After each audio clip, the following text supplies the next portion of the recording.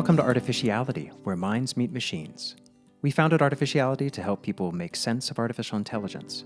Every week, we publish essays, podcasts, and research to help you be smarter about AI. Please check out all of Artificiality at www.artificiality.world.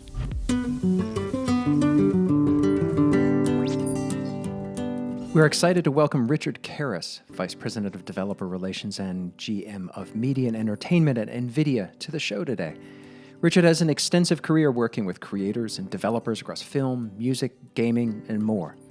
He offers valuable insights into how AI and machine learning are transforming creative tools and workflows.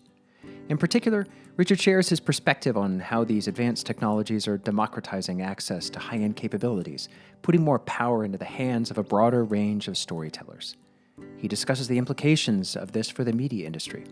Will it displace roles or expand opportunities? And we explore Richard's vision for what the future may look like in 5 to 10 years in terms of applications being auto-generated to meet specialized user needs.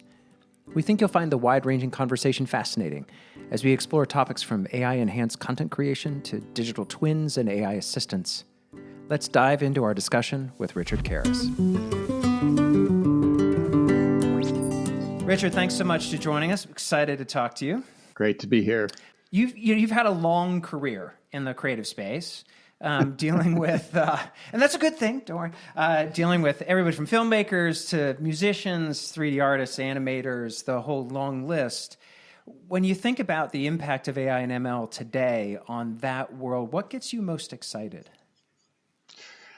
Well, the biggest thing that I see is the democratization of creative tools to a broader audience of storytellers and people that want to get something out. I equated a bit back to when the audio world saw the transformation into sampling and synthesizers, and all of a sudden you had musicians making Grammy award-winning records in their bedroom on a laptop. And the beautiful thing about that whole transfer of the power to the broader sense is that it didn't neglect the higher end studios. Like, they're still doing great work at Abbey Road and Electric Lady and all the other places, but it just broadened out that footprint of people to be able to do creative things. When I look at all the AI tools that are coming out now, and we've got close to 2,000 startups in the creative space that are AI-based tools for artists.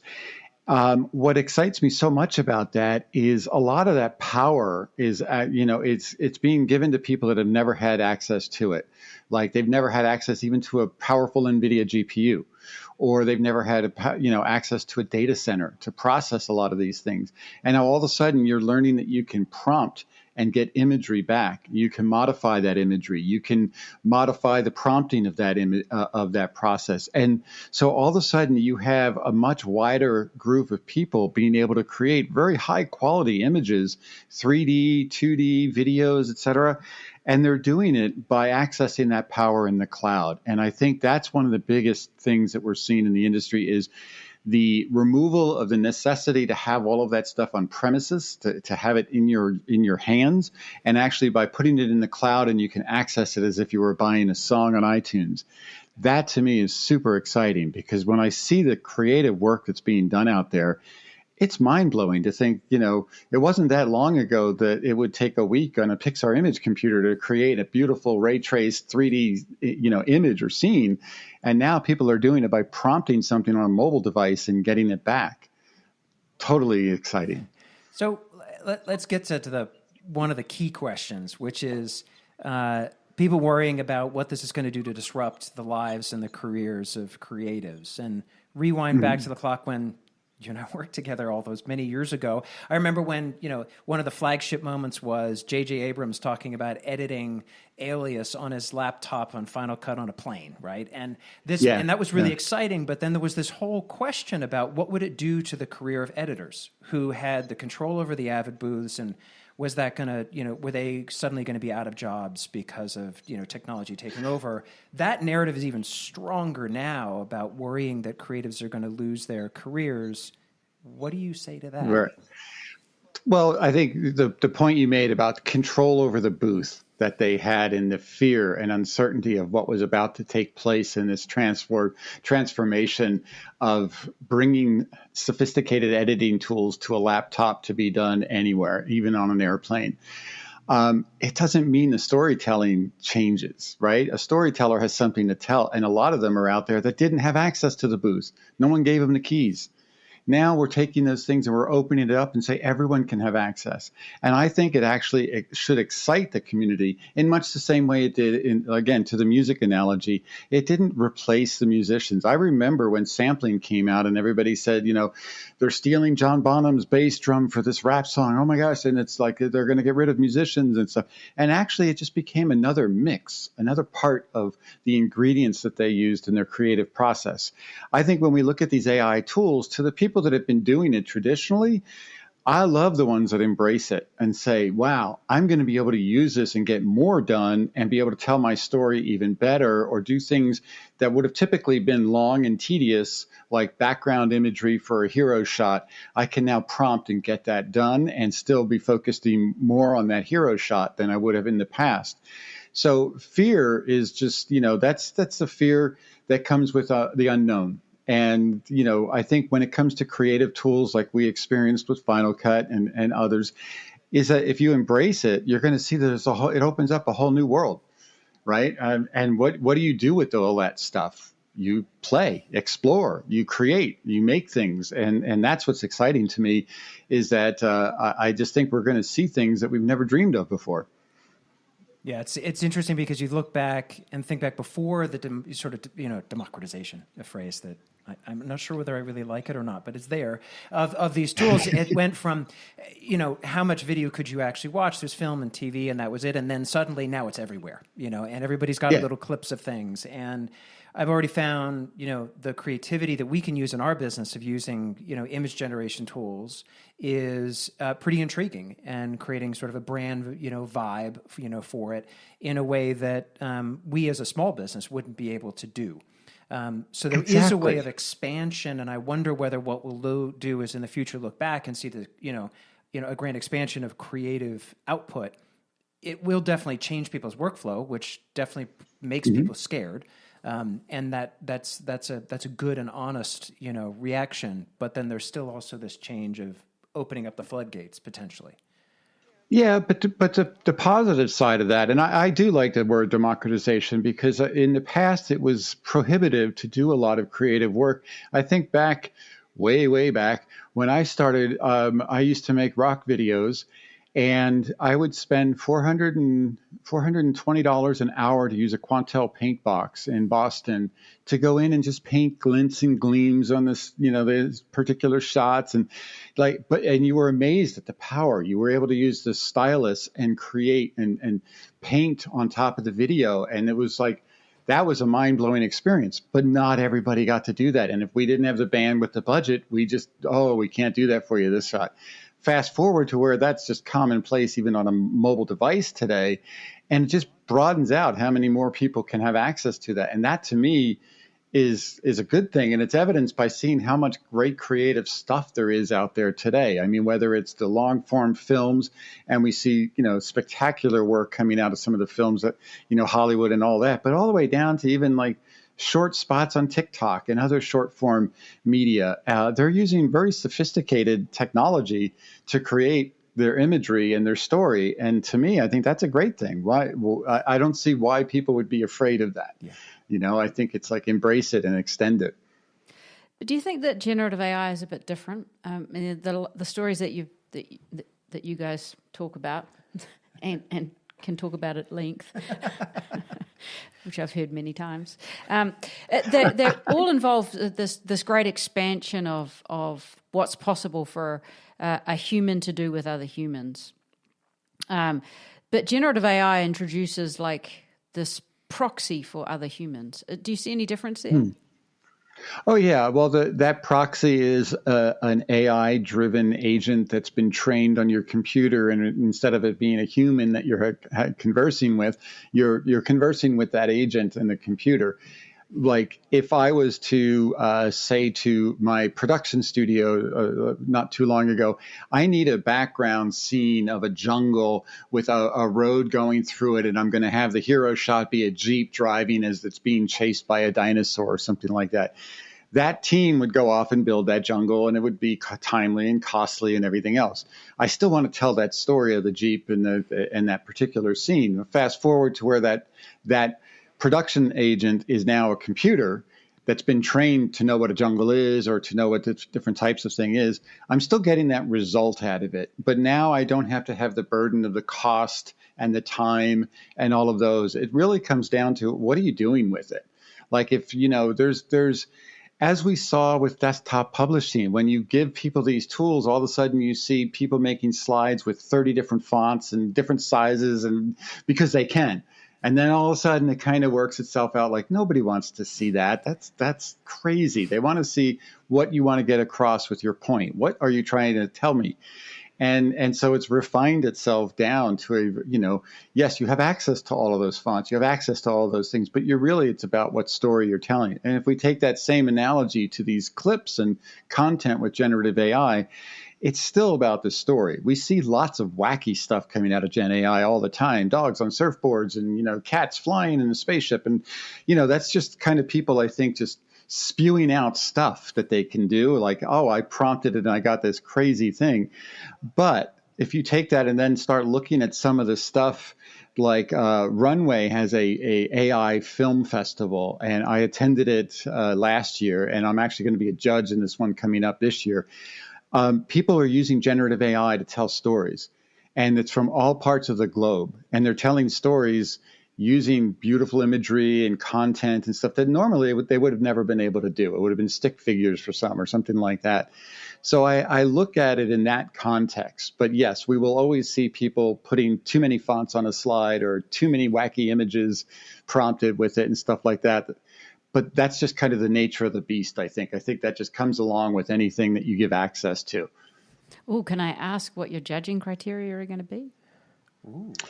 What is the story you're trying to tell? How well are you telling that story? If you're telling me a story by showing me a bunch of visual effects and things that are fancy, but I don't really understand what you're trying to get across, then that's just too many fonts on a screen kind of thing. If you're telling me a story that I'm like, oh, that all just adds to that, what it is you're trying to convey, then that's much more meaningful to me. So the context that I look at is, what is your goal? What is your purpose for bringing this to others, to bringing it to the audience, right? I mean, again, when you look at music and things like that, you can make noise and just, it's not in tune. There's no harmonies. It's just noise. And, nobody's going to really want to experience that. Or you can use it and be a solo musician that's creating content that has all the different parts being played, and you're conveying something that's beautiful and people really appreciate hearing it. So it's what you do with those ingredients that matters to me. Yeah, the exciting part for me, I guess, is in that democratization, sort of idea is the ability for the talented people that can use these tools to be able to produce much more from many more people, right? Mm-hmm. Today, the world of great special effects essentially is isolated to a relatively small community for a relatively small number of outputs. You get films and TV and some music videos or things like that, but it's still a pretty small number of productions that can have a jungle and somebody walking through it. But if you think about, like, over the last few years, been this sort of it feels like sort of a standard visual language in Silicon Valley with the animated illustrations with somebody walking across to sit down at a desk and say something. There's sort of classic marketing videos on people's websites. That could all be much richer and could have a much more interesting way of telling a story by having the scene more complete, to have it be more visually appealing, to help people understand the setting of it or whatever the narrative is. You could see how the people who can do this work with these tools can do it faster and cheaper and be able to go to a much larger audience than we've seen. Absolutely agree. It's like going from clip art to real art and allowing people to make it their own, So it's not the same kind of, oh, I've seen that in 15 other presentations. No, it's unique, it's compelling, and it's sustainable. It gives you something that you can really get engaged with. So I think those are some of the most important things. And one of the other things that I'll bring up, because I know eventually we'll want to hit on this, is how do you know that the content that's been trained on is something that I can use? Because that's probably one of the biggest questions. When I recently was at CES and we did a presentation, I was on this panel for Digital Hollywood, and that was the number one question from the audience is how can I be sure that what I use out of these generative AI models, I'm okay to use? Well, that's the whole trust in and trust out model, meaning that as long as that content has been trained on content that has artists' rights adhered to and everything's respected in that, then they can indemnify you on the output that's created with that content. Companies like Getty, we worked with Getty. They have millions of images and things like that they've trained using our platform Picasso. And now when customers of theirs use that new business model of theirs, they can be assured that whatever they're creating with that, Getty stands behind them. And companies like Adobe are doing this and others. I think this is going to be one of these most important things that comes out of this whole emergence of these new technologies is the trust in and trust out, right? Same kind of thing when musicians were sampling different parts. You know, look, the Police made a lot more money on the sampling of one of their songs by one of the rap artists than they ever made by putting the song out, on their singles and stuff. And that's because the attributes to the artists were paid attention to. And I think that came out of, at first when they sampled, you heard sampling of everything. And then all of a sudden it was like, no. You got to pay the rights. You got to have the permission to use it and all of those things. And that's all worked itself out now. And I think we're going to see that same kind of wave come across all of these models that are being trained. It's what you train with is as important as what you're creating with, so that you have the rights to do something with it. And I think the creative community is the one that is most acutely aware and concerned about it for good reason. We write, we publish a lot. And you sit there and look at the LLMs and think, so how much of my content is getting consumed in there to be able to spit something back out again?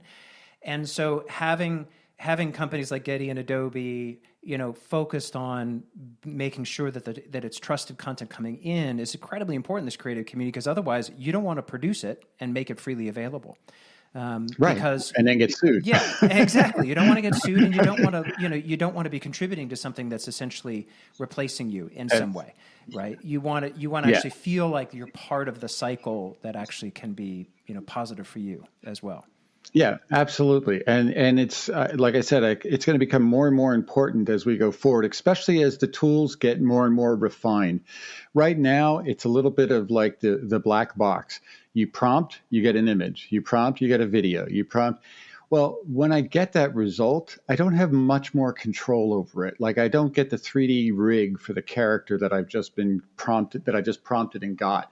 But all of that's going to continually get refined and changed so that you'll be able to get a fully, rigged character that you can manipulate and do all the things that you would do as if somebody modeled it for you and handed it to you. And the more that we get to do those things, the more embracing of these technologies the professional studios will use. So, AI is already being used across studios. It's been done for a while. Generative AI is starting to get used more and more. But again, it really comes down to how much control do you give that director and stuff, rather than just the black box of, I need a gloomy sky with a spaceship flying by. Well, that's not the spaceship I want. Keep prompting. That's not a productive way. But if you go, let me tap that spaceship and go in there and modify it and make changes to it and things like that. Now it's become part of my workflow. That generative process is just another assistant that I'm working with. What do you think it opens up in terms of opportunities for education? So you've got design schools, film schools. There's the easy answer, which is we'll teach them the tools. But what beyond that? What beyond that in terms of that would help young people sort of really embrace these tools and build good paying careers rather than just the starving artist idea? Yeah. No, that's a great question. I think it's, It gives the students the ability to learn the styles, not just the tools. So they can all learn a paintbrush, they can all learn to prompt, and prompting will become more and more important, of course. But the idea that you could learn a style, I want to create in the style of Picasso, provided my content has been trained on that and the estate has approved it, et cetera, et cetera. I can learn and appreciate that style. I can learn and appreciate dozens of other kinds of things, so it will influence my own style. And I think students, look, everybody that's ever created anything has always been influenced by something that's come before them. And so you see it, you hear it, all of that. So the more enriching you can do for those students to give them the ability to explore, because maybe they can't go to a museum in Spain, or maybe they can't, but they can get there. They can have trained models about it. They can have virtual environments to explore it. They can walk around and stuff. That you're going to be just constantly enriching their brain into what's possible for that. So I think that it really transfers from just learning the tools to learning the styles and learning the atmosphere and things that were taking place for that artist to have created what they did, to hopefully influence the student to go and do brand new things. I got a sort of a technical question, which is the general public is mostly thinking about generative AI in terms of LLMs, image creation tools.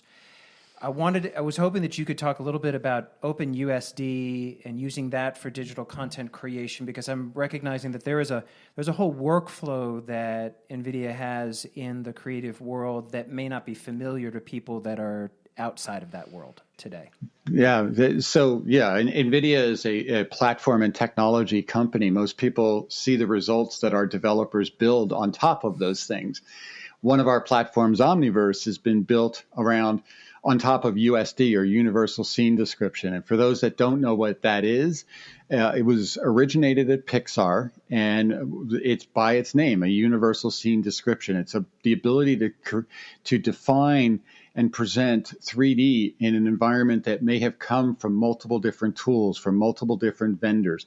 One of the biggest challenges we've always had back when I was at studios and stuff is your pipeline is usually comprised of a lot of different tools. Most of those tools don't talk well with one another. And so this was inherent at Pixar in the creation of their films and such. They decided to go and embark upon building an environment that allowed all of these things to have a common denominator. You can think of it as HTML for 3D. So it unifies all of those different disparate tools into one common environment so that you can use and mix them together. So that means whether or not your tool was designed to work with a different tool, as long as it's supporting USD, they can. And so Omniverse is a platform that brings all of that together and then adds to it an amazing amount of technology developed by us, developed by other developers, et cetera, that brings real-time photorealistic rendering. It brings the ability to manage extremely large sets of data.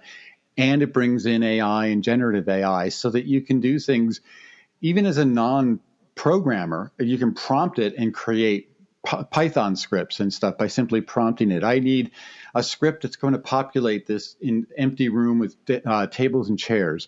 And it will go and do that, things like that. So this whole platform that we're seeing now get adopted by developers in all different verticals, from manufacturing to media and entertainment to architecture and so on, is really about where we've kind of unified the complexity of these tools from the past into one common place, in much the same way HTML did for the web. I mean, it's very analogous to that. If you remember back in our days when, you've got to have this installed and you got to have that installed, that doesn't work on that browser. All that went away with HTML and it finally getting ratified and everybody contributing to it. And now we go to the websites and don't even think twice about it. Same thing has to happen with 3D virtual worlds and 3D tools and things like that. The idea of the industrial metaverse, being able to go in and virtually experience something in a digital environment that's true to reality, to the physical environment, means that the industrial production workflows can be much more optimized and save a lot of money. In the car industry, when they change models on a line for productions of cars, that could take months to try to get it all fine-tuned with all the heavy equipment, the robots, the training, the materials, et cetera. all of that can be done in the digital world now before they commit to it in the physical world. So it's permeating across all these different industries, and it's really the next OS, if you will, is that common place of everything can work well together. I love the idea of it. I mean, the reality of it too, obviously, but the idea of being able to say, I have all of these little, objects, and I can create objects, and then I can move them around. I mean, it is something that if you think about, heavily digitized films, lots of CGI, you can say, oh, well, they made that tree, and I can tell that they made lots of them, in that scene. But being able to open that up and allow lots of people to be able to have access to that, again, is another one of these moments of, well, what are people going to do with that? It's sort of and I'm wondering that. I'm not saying it's not going to happen. I'm just it's sort of, you stop and wonder what people will do with this ability to create these worlds. And they're not just being in a world, like being in a headset and being in a Second Life kind of world. This is, I can use all of these in videos that I'm going to create. I can use these in whatever I feel like. And I can collaborate with people across the globe. Yeah. As if we were in the same room walking around doing things. I mean, it's been isolated in these VR and virtual worlds because they've been isolated because they don't communicate well outside of those bubbles. That will change. The practicality of using it. Yes, not everyone's going to wear a headset 24/7 and do all that, but I manipulate 3D with my mouse on a screen, or I can manipulate it by using a tablet in space and things like that. There's all different ways to experience it in the same way that you experience the web, but you typically did it on a one-to-one basis with your device and what you're working with. Now you can have multiple people be sharing that same virtual experience anywhere in the world because it's all running on the cloud, and you can then make your decisions and your creative decisions and production decisions, et cetera, together as if you're in the same place at the same time. So you can see that affecting across many different domains, right? Not just the storytelling and movie making and game making, but like I said, in the industrial side of things and the architectural side of things. We're really seeing this next big wave is about the commonplace of 3D and virtual worlds to be as common as the web. And you can see so many, obvious places where spatial reasoning can be really supported with this sort of technology, training medical staff or just anyone who's working in that sort of 3D environment who, not that long ago, the only way of accessing that information was, multiple. I think back to the anatomy textbooks, where you had different layers and pages and you here's the bones and here's the muscles, and now that is primitive, obviously, but being able to literally be immersed in those worlds, and you can see the way you describe it is you can also see a different level of creator that say, this is just hypothetically, I'm sort of thinking aloud, but say you go and do a medical degree, but you decide you don't want to be a doctor, and you think, oh, God, what the hell am I going to do now? Because that does happen to a lot of people. You can go and create different stories around, that knowledge that you have and create quite different virtual immersive worlds that could be for training and education. You could affect the tool makers that are going to be used in those virtual worlds. You could affect the teaching of those things. You don't always have to be opening up the body. And, if that's not what you want to do, but you're right. Yeah. And I love where, these tools aren't just limited into the space of what we're talking about with 3D, but if you think about what it's going to do for the developer community. One of the most exciting aspects of my job working with developers in the developer relations world is that you get to see what's coming. You get to see where the trends are taking place and stuff. And one of the things that they're all starting to realize is that the idea of a traditional developer is going to change dramatically. You will be able to prompt the computer to create an application. And it'll start small. We're seeing it now with Python scripts and other things that you can have with copilots and stuff to help you along. But not too far in the distant future, you're going to be able to instead of going to an app store to download an app to do something that you're going to have to learn how to use that app to do, you will prompt your device and say, build me an app that does exactly what I want and nothing else. And it will create it for you on the fly, and it'll be customized just to what you need to do. And so that whole premise of the App Store and you're slaved to how the app works is going to flip around to where it's going to be a development environment that you're going to go and prompt and have the different components compiled together to make an application for you on the fly. And that's one of the things the developer community is actually embracing really well, because they see this as an opportunity to broaden the amount of kind of tools and things that will be created. But their responsibility then raises up a level to how do you take what would be traditionally monolithic applications and break them into components and microservices that can live in the cloud and can be accessed as an API call or a service call or something, and just be able to access that way. So, there's a level of excitement that's coming, because we're all talking about where's this going to be in 5 years. And, I'd say it's the death of the App Store and the birth of the development environment. And it's going to be something that people are just going to get used to rather than be a slave to. And there's many examples I can give to where we see that taking place. Well, in some ways that can't come too soon, can it? I mean, we had a live example recently of one of our kids has got a significant data challenge that she has to overcome that is image based. And it's so close that to generative AI, particularly in this case GPT-4 Vision, or one of the that's probably the best one, but it's so close to that tool being almost able to help her, but just not quite there. Yes, what she's got is she's getting a graduate degree in glaciology. And so she has pictures of glaciers, and she's trying to pull out, features of the glaciers and be able to measure things and check change and so forth. And it's the kind of thing that you look at and you go, it might be we're pretty close to being able to say, I want to do this to these sets of images. Go write the scripts that are required to be able to, to do that kind of image analysis and give me back the data, and then do the visualize it for analysis me, do the statistical analysis, and put it together in some slides for me, and make it a 3D thing. Yeah. Exactly, and add a soundtrack while you're at it. Exactly, because because you can see how someone, if you handed it to it's not really their specialty, but you could see how you could hand it to a studio in LA, and they know how to take images like that and pull things apart and extract a 3D space out of it and so forth. Yeah. But that's very high end skill set with high end tools. Whereas you could see that this is a moment in time that sometime in the future she'd be able to do it by just asking, giving instructions to the computer, not actually sitting down and writing it. Yeah, it's like the days of waiting for the render. Yep. You'd set up your wireframe, might have a shadow, a flat shaded type thing, but you then hit render and you go away for a while and you hope that it comes out the way you want, and then you look at it and go, oh dang it, nope.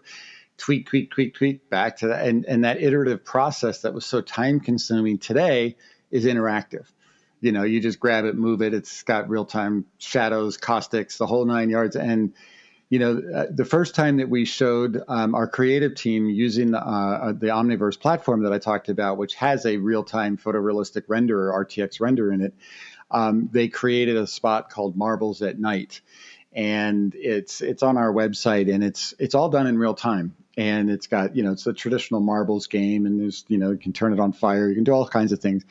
And the very next day, one of the co-founders of Pixar reached out to me and said, oh my God, you're doing something that 30 years ago we dreamed about. And that gave birth. So we ended up having a session at our GTC conference with the pioneers of computer graphics, just talking about how far we've come in such a short period of time.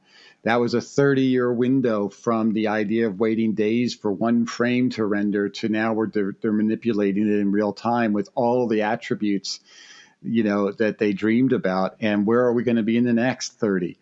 And it was fascinating just to hear the war stories of what it would take to do that. They knew someday it would get there, right? Like there was never a doubt in the minds of those pioneers that at some point you're just going to manipulate this like you do a word processing document or something. That vision is what carried forward the inspiration. Like our teams always we stand on the shoulders of the giants that came before. And so when you talk to the Omniverse team, the the honor and respect that they have for those early days is apparent throughout everyone you talk to. And so we did a mixer once and had a big call with a bunch of, and it's just great to listen to these stories back and forth. But one of the things that came out of it was, oh my gosh, where's this going to be in another 30 years? Wow. So the challenges that's being faced on the glaciology is, what was the glaciology? Yes. Glaciology. I never knew that you could get a doctorate in that, but that's fascinating. Those challenges are going to be commonplace, and there'll be other challenges to replace them. So you talked about the change for developers. One of my favorite part of Google Gemini announcement was the dynamic design demo, where they showed, it was a simplistic thing where they showed somebody coming to a website, interacting with Gemini, saying, "Hey, I want to plan my kid's birthday party," and it asks them, has a little bit of a conversation, then it dynamically assembles an interface to have somebody walk through and take a look at things and choose different things and sort of try out different party designs in the space, those kinds of things. It was a classic demo of a really, relatively, straightforward example. But it did make me wonder, like, what's the, how to think about the future of being a developer, right? Like, as you say today, somebody would say, I'm going to make a party planning app and I'm going to put it in the App Store and I'm going to cross my fingers that enough people download and use it. When you think about how to talk to developers about what their future is then, if it isn't in that mindset of creating, compiling, and then hopefully having some level of commerce, how do they think about that new world of having an AI dynamically create things? Yeah, great question. Because it's really about harnessing the power that this new world will give with all of these the next computer is the data center, right? We will just have devices that speak to the data center in the cloud, whether we use a little bit or a lot of it. But from a developer standpoint, it's really about understanding what makes an application, what makes something usable, and being able to know that power that you have available to you is your palette with which you can go create with, and to make the components of the things that you're building accessible by not only what you're doing, but by others that come along as well. I think the idea of the monolithic applications is going to fade away quickly. You don't need 90% of the stuff that you get in an application a lot of times when you just want to do something specific, or maybe it's 20 or 30% that you want to use, but there's all this other stuff that you get along with it. That's time consuming and wasteful. It can be much more efficient to just say, I need tools that do this, this, this, and this. And it's not going to be just party planners. It's going to be, I need tools to design a new automobile. And I just really want to focus on the shape, the speed, the aerodynamics, et cetera. And I want to trust that whatever I'm creating is true to reality possible. Like, don't allow me to create something that can't be built. And give me the parameters or the guardrails of these things. So developers are going to need to know how to construct and train these models with that. It still requires a sophisticated mind to understand what that means. But it's going to open up the floodgates for people that want to get an application specific to their needs. That's been one of the biggest, challenges for people using applications. And I talk with them a lot because it's like, yeah, we wanted it to do this, and this is the only one that does it because it does this particular feature really well. But then we had to use this other application because it does that feature really well too. Oh, well, thankfully they can work together now with USD. But even still, it's like, why do I have to get all of those when I could just say, I want the best of that one, the best of that one, make me a new custom application on the fly just for what I need to get done. Yeah, you never submit a feature request to the engineering team. You just ask the application to adjust itself slightly, to do the thing that you really want it to do. One of the things that we're really interested in, and I'm not sure how much it crosses over with your world, but I know it's something that NVIDIA's deep in, is sort of agentic AI and this crossover between, what's embodied, what's in the realistic domain space, and a realistic, like you said, don't give me something that can't be built, or don't let me design something that can't be built. And agents that have scale and make their own decisions and help you through this process long term, so that it's not just you're not even using tools, you're using an agent that then starts to unlock other tools for you. Do you have any perspective on, say, the next 5 years in terms of what's going to be possible in that world? Yeah, well, I think to your point, having guardrails on things to know what's possible, what's not possible, what's permissible, what's not permissible, all those things become very, very important. And so in a lot of these models, especially the ones that we focus on, there's tools in there that do just that. They put guardrails on there. They won't allow bad things to be said or bad imagery to be done, et cetera. And that will continue to go on. But I think we will get more and more accustomed to having AI agents as our companions for specific things. Maybe you're taking a walk in a new city that you've never been at before, and you just say, hey, I want to look at art shops and I want to look at, coffee shops, and I just show me those types of things. Don't give me a thing that has everything. I just want to go to where I want to go, and it'll customize it for you on the fly. But you might be doing something, as an industrial designer, and you might say, I want to work with this medium, but I'm not sure what it's capable of holding or what it's capable of doing. Build me an agent that will assist me in my work and knowing that I have those parameters around it. So I think you're going to see more and more of those types of things happen.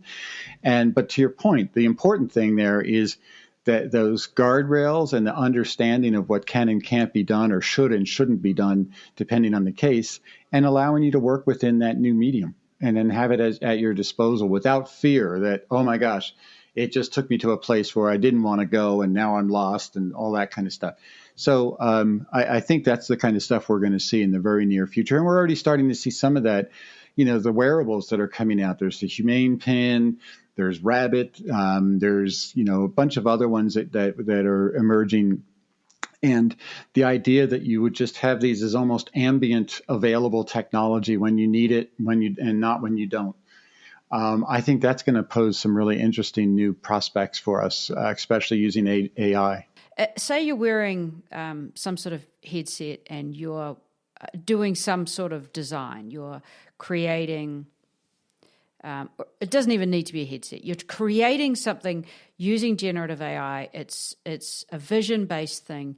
And what you actually want is it for it to almost be a bit more like a language model, that it's generating the next image for you before you even really kind of know that's what the image is that you want. Sort of an agent that's like a little bit one step ahead of you.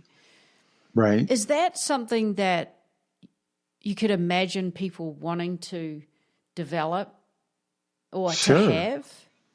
If you're learning to sing, you want a vocal coach that can tell you how to sing properly. If you're learning to draw or paint or model or any of these types of mediums, you always have an instructor that's always ahead of you, and they're bringing you along on that journey.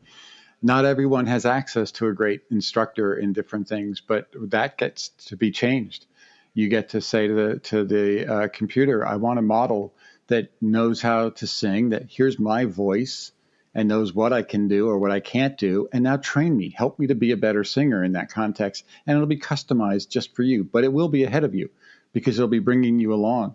So I think that'd be great. I think that people will welcome that with open arms.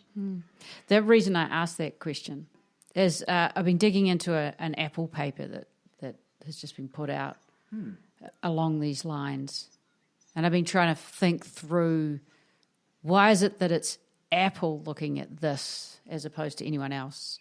Was that just a lucky find? Is it Apple's a bit sort of like all over the place in terms of, it's pretty haphazard what they actually publish. You can't really glean much from that. Well, no, look at paper. I mean, we actually had the most papers this past SIGGRAPH of any year prior to anybody. And there's stuff that our research team is doing all the time where, it's like you've got to read it and read it again and then try to figure out, oh, I think I get where they're going with this. What is it all going to mean? Well, that's how generative AI came to be. And that's how a lot of other these things. So any company that has a good, pool of researchers and innovative thinkers and stuff is bound to be coming out with these, incredible papers and prospects for ideas that they put out into the world, and they see what happens. And I think that's what kind of motivates the companies to work with one another. I think you can't be a walled garden. those days have really, those are in the past. Everything's open and much more broadly accepted as to what's being done. And so, it wasn't that long ago where they wouldn't publish papers because it might reveal a secret.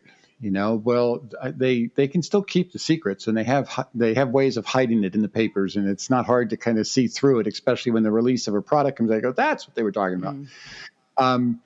But I think it inspires everyone. It really, look, where we're going to go in this next 30 years, as we were saying, like, who knows, but it's going to be fun. It's going to be a wild ride. And we're going to sit there and go, wow, when I thought the first 30 were wild with computer graphics and stuff, now we're even in the holodeck and we're doing lots of other things. And so it's not that far, but we do it by the researchers and artists and creative minds and stuff, really pushing the envelope about what's possible or what's might be possible. So on that sort of line of what's might be possible, one of our obsessions that we look at in our research is this, we call it memory versus margins.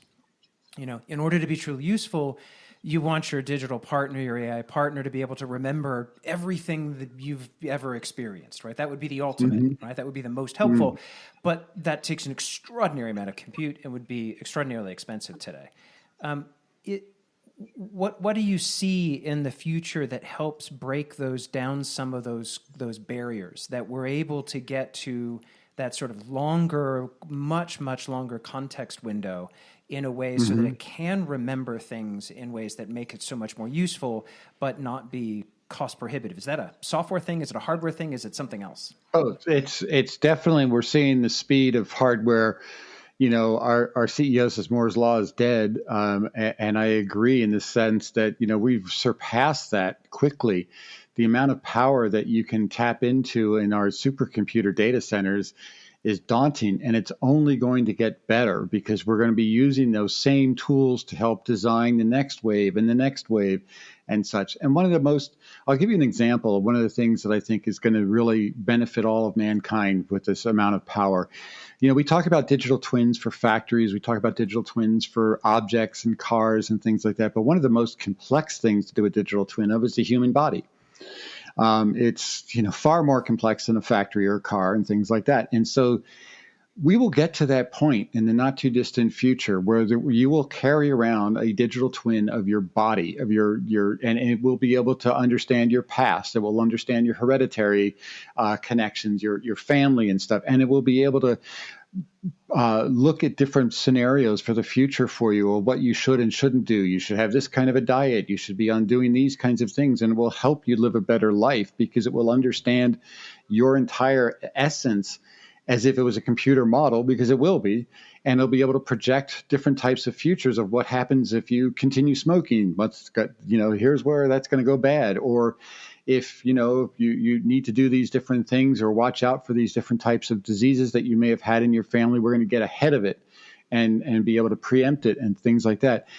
So in much the same way you carry an ID card today, you're going to be carrying your digital twin of yourself. And I think that's going to be one of those things, but it requires an enormous amount of power, an enormous amount of compute and stuff. But as it gets more and more powerful out there and easier to access for anybody, just think of what that is going to do for, eradicating different types of diseases and things and helping people live a better, more richful life just because of that compute technology and the power they have access to. That's just one example that I look at like, wow, wouldn't we all want that? Yeah. I thought you were going to say a digital twin of Earth and we'll solve climate change. Oh, we're already doing that. That's already underway. That's why I thought you were going to say it. Well, I like to talk about what's coming that's not there yet, but we've already been well underway now for a couple of years on Earth 2, which is building a digital twin of the climate of Earth to be able to take information from the past and make understandable predictions about what could or couldn't happen depending on what's going on the Earth for the future. That's an ongoing, and we'll have updates. You'll hear updates at GTC and other things. It's an ongoing project that's been taking place now for a couple of years. And it's fascinating to think what that will mean if there's a factory that's built someplace, what the output of that factory could affect some other place in the world and things like that. And I think that's something that from a global scale helps us all. But I was taking it down to an even more complex thing, the human body in the sense of all the different parts that we have. And to Dave's point about if it could remember the past or at least learn from the past about what possibilities there are for the future, what that would do for you as an individual, let alone the globe. Well, if you need someone to help with Earth 2 and understanding glaciers, we have someone for you. So we can add that into that human intelligence into it. Anyway, thank you so much for joining. You want to do developer relations because we are always hiring. Well, thank you so much for joining us. This has been great fun, and hope to be able to do it again sometime. That would be great. Absolutely. I look forward to it. And let's not take as long as the time as we have to connect again. Exactly. So good to see you. Good to see you too. All right. Take care. Bye.